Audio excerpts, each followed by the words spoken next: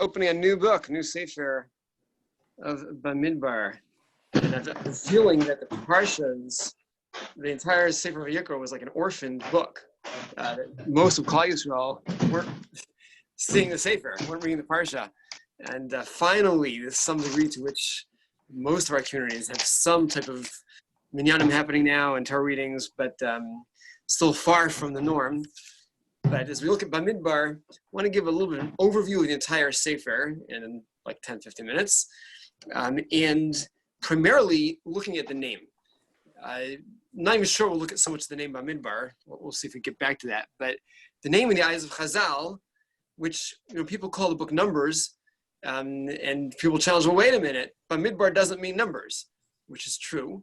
But Sefer HaPikudim does mean numbers. And in the eyes of Chazal, in the eyes of our sages, this book is referred to as the book of the counts. The Pikudim, hence numbers. And I'd like to address kind of the clash over here. We generally shy away from counting. Big deal about the fact we don't do the 1, 2, 3, 4, 5. The Torah itself earlier on talks about the idea of the tragedy that is the outcome of counting and the need to use some type of intermediary. Rashi over here understands we're using the intermediary here as well. Others debate that, but it's not something we Jews are keen on doing regularly without some type of a need. So there has to be some significant impetus to a count, and it would seem some type of tools or techniques to prevent the trouble.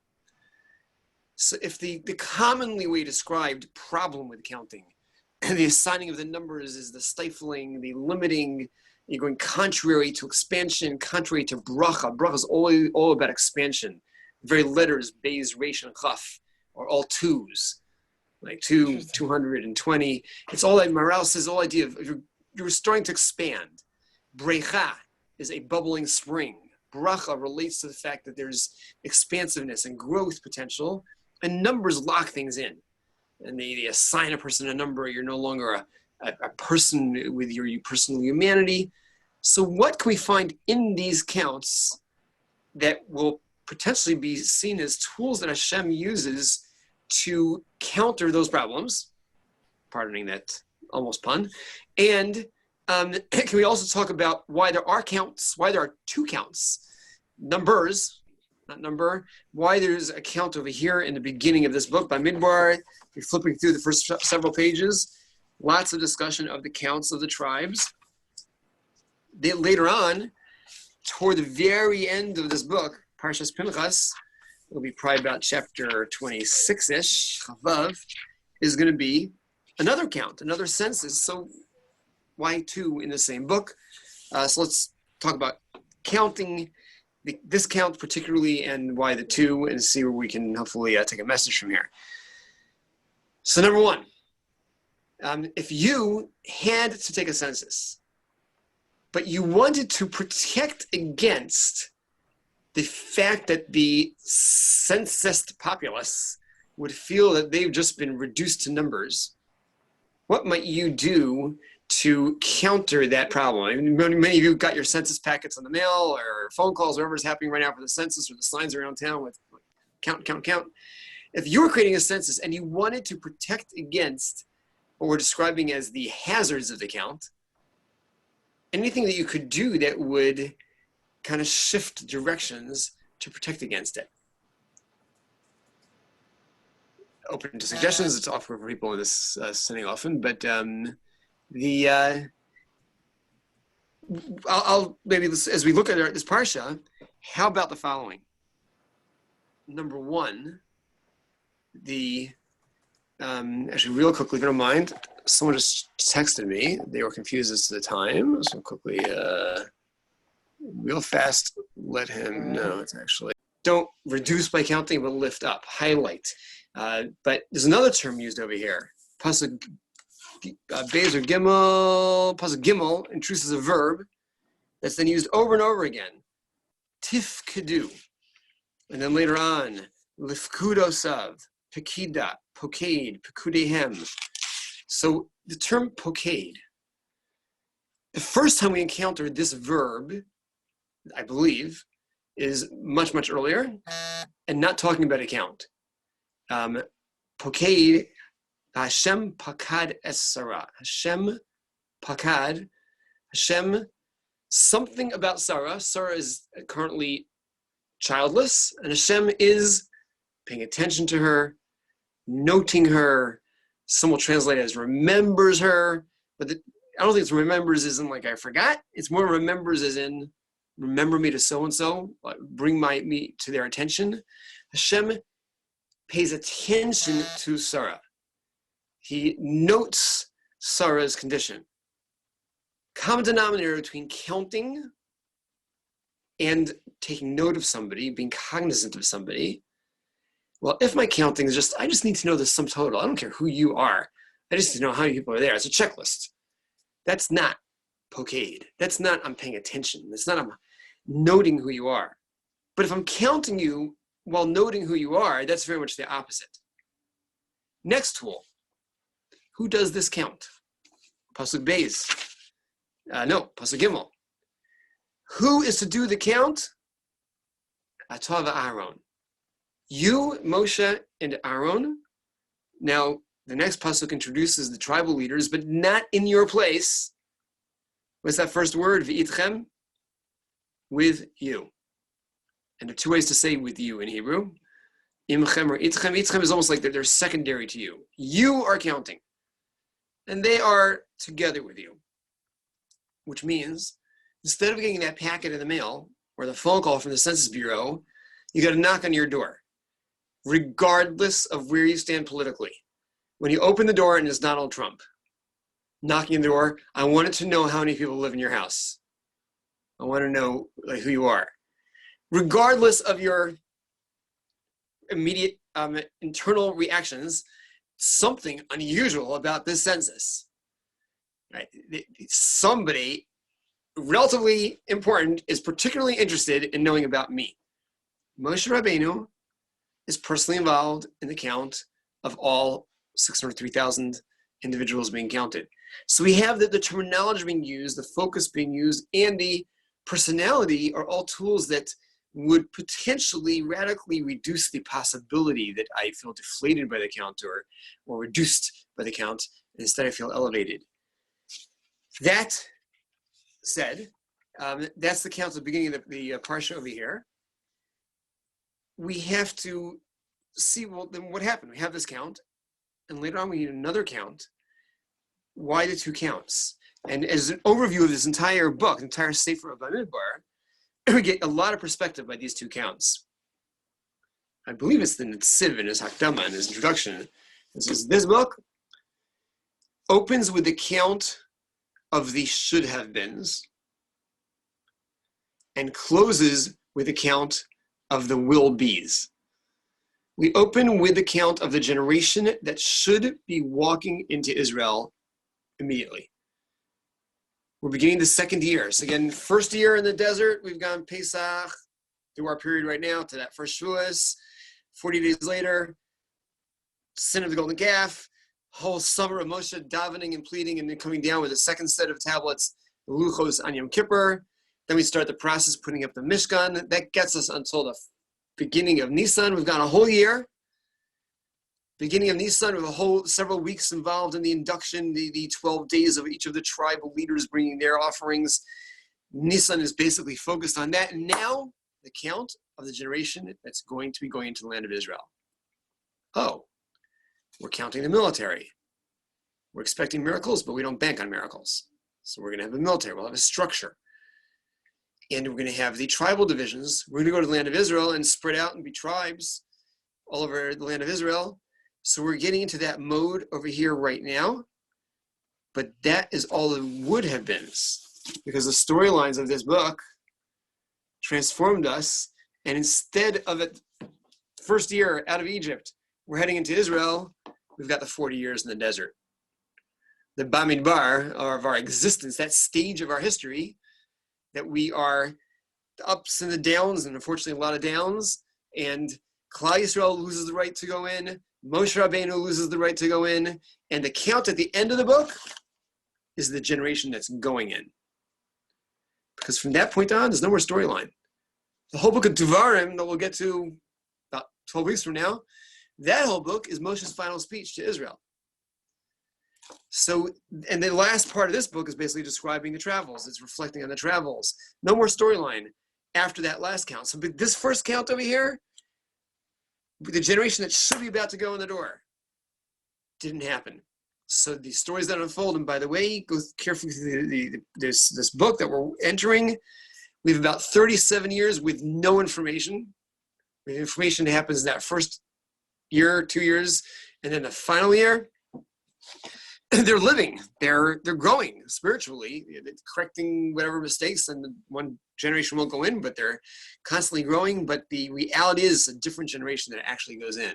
So the counts, the Pekudim, are the first count that serves, again, in one very simplistic level to help figure out what will be the structure of the nation going in terms of the military to go in, and the tribes that are going in, and don't deflate them in the process, but elevate them in the process, remind them who they are, show them that you're dear to me, as Rashi describes in the beginning of that chavivus, that endearment. So you're ready to go in on a relative high, understanding your capacity and your relationship with Hashem. That didn't happen, and we need another count toward the end of the book. Last component related to this system of counting is the peculiarity of I keep referring here to the division of the tribes. What's wrong with having Klal Yisrael just be Klal Yisrael? Am Yisrael Chai. Why does it have to be Shevet Reuven Chai and Yisachar Chai and Zvulun Chai? What would be wrong if we said, okay, here's Klal Yisrael, and as Klal Yisrael, we'll go into Eretz Yisrael and not have a division of territory of Binyamin in the south and Dan in the north. And what would be wrong if we simply said Klal Yisrael is Am Yisrael and Eretz Yisrael, and leave out the whole focus on the divisions? I described the divisions are setting us up for the divisions in the land, but who needs that? And highlighting it with the Galim, each of us have our own flags indicating distinction. If in fact there's some type of a gain in doing it this way, why not do that from the get-go? As we leave Egypt, divide us up this way. Okay, some are familiar with Midrashim that we went through the sea divided that way, but we don't see that in the text. It's not evident in the text. We have nothing about that locks it in place, that's who we are. Doesn't sound like that's the case when we're at Sinai. In the simple reading, there's no indication of that. So it seems that until now, it was okay to just be a collective nation. And now we're highlighting our distinctions. And we're reading this right before Shavuos. We usually make a big deal about the fact that all of Klal Yisrael was focused as one singular vision and getting the Torah, and the Achdus, and the sense of that we're unified and we need that to get the Torah, and we're reading a parsha about divisions. So do divisions necessarily divide? And perhaps can we find a understanding that divisions, rather than dividing, actually provide some greater gain to the entire whole? So I'll share one approach. And this, I think I most appreciated this when my oldest son was first playing baseball. Actually, Blue Jays, before the Blue Jays, it was 2 years we actually had the Kollel kids team here in town. But playing baseball, and I recall their coaches, like so funny watching someone try to coach 5-year-old boys, however old they were. But the coach didn't start the first session with, okay, you're going to pitch, and you're going to play shortstop, and you're going to be outfield. Because had he done so, the kids wouldn't have even known who's on whose team. No sense of a team. And it could be that, one kid would become a very good pitcher, but he would have no clue how to interface with the others. And first you have to understand that you kids with the blue t-shirts, you are a different team than those kids with the red t-shirts. And your job is to be on the lookout for each other and work with each other and supportive of each other, and all understand how the entire thing works, how the game works, and that everybody understands every position. Everybody understands every role. And then you can start highlighting your areas of excellence. And that's why, like, when I learned how to baseball, I was the guy that, yeah, you can learn how to be like behind the bleacher in case one ball ends up like rolling past there at some time, and like, you know, you can call us, we'll come get you. But you know, you want to first understand like how the whole thing operates to then figure out, okay, once I understand you've got this talent, how you can be the best at that for the team. Klal Yisrael, had we started off divided, we would not have coalesced to be the nation we were. But if we coalesce first and we understand, okay, we are Klal Yisrael, we have a shared vision, which is going to be that Vayichan Sham, that singularity of focus of getting the Torah at Sinai. And we have a shared direction of service of Hashem, which is called the Mishkan. And now, as we do this system, we're going to physically have the imagery. We're all surrounding that Mishkan, which is the combination of the place of service of Hashem and where the Torah is, where the Luchos are going to be, where Moshe Rabbeinu is living. So we are physically going to be surrounding this, so that it's not that we're distinct and disparate elements. We are parts of the whole with areas of expertise and areas of personal greater capacity, and that can complement each other. So the number at this parsha is giving us without deflating us, elevating us, we're all in touch with Moshe Rabbeinu. That's kind of that last step of what it meant to be all part of Klal Yisrael. Each of us are being like retouched by Moshe Rabbeinu over here and positioned surrounding a Mishkan, but subtly distinct from each other as we're surrounding that, so that we can become the greatest cumulative effect, Klal Yisrael, of all the different parts, different talents that will unite to be that great Am. And that, I think, you know, as we will have this as being the final parsha we read before Shavuos, is the understanding that we're supposed to be unified, supposed to be united, but it doesn't mean we're supposed to be the same. We're supposed to be one in the fact that we're all parts that coalesce together, but there's no failure in the fact that we have different, again, provided that they are properly determined with the proper parameters and the proper guidance of what it means to serve Hashem. There can be multiple shades within that system. If we all can understand, yeah, because we all have that shared focus and shared vision and shared ultimate motivation, but different areas of excellence that will be kind of noted within each of us. So wish everybody a pleasant, safe, healthy Shabbos. Hopefully segue into a safe, healthy, meaningful, inspiring, although probably very different than most other years, Shavuos.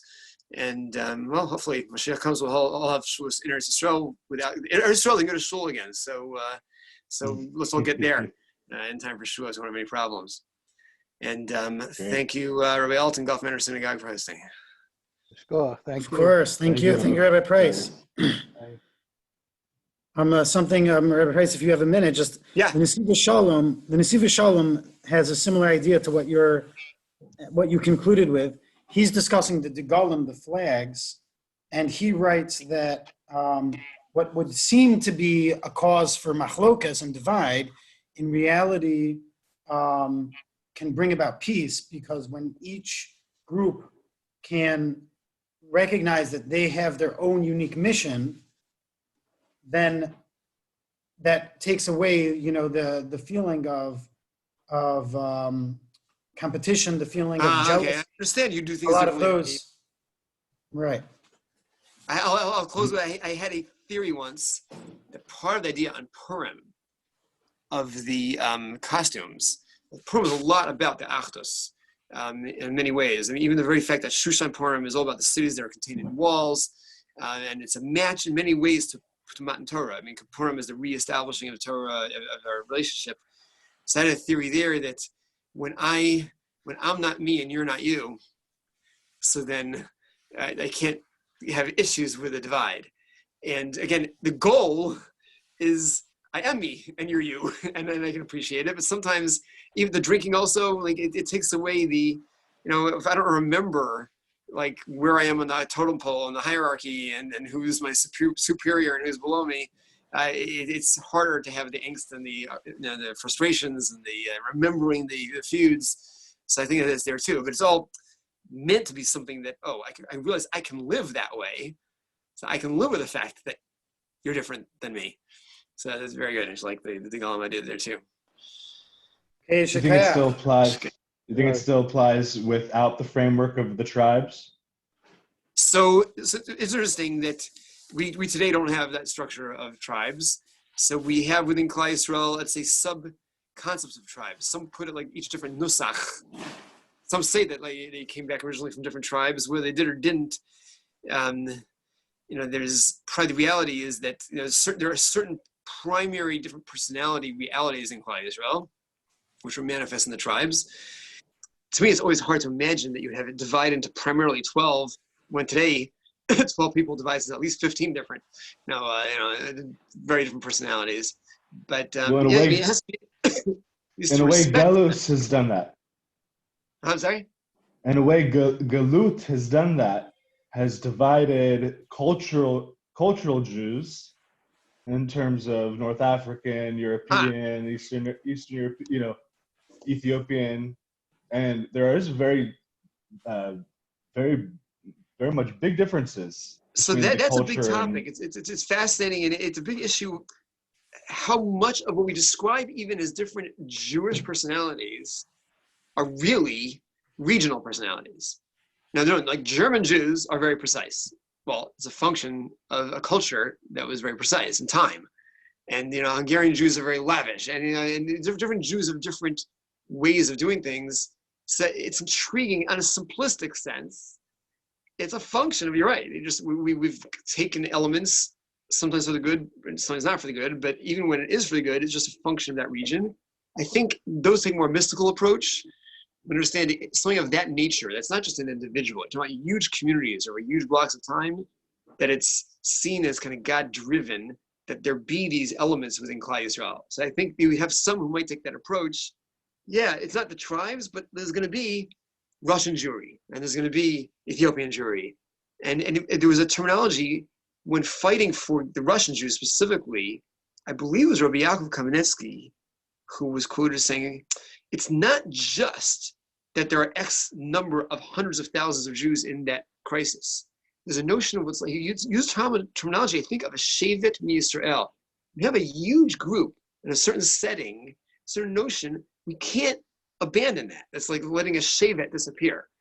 So use like a similar type of a terminology in that. Good night, Shabbos. One last thing I just wanted to Yeah. mention, I was supposed to mention in the beginning, very important that Dr. Horowitz was sponsoring tonight's shiur in honor of the Yortzeit of his father, which is tonight. Okay. What's his name? I'm sorry. All right, I'm looking for, okay. Shekayach. Cool. Reuven Mordechai ben Shlomo.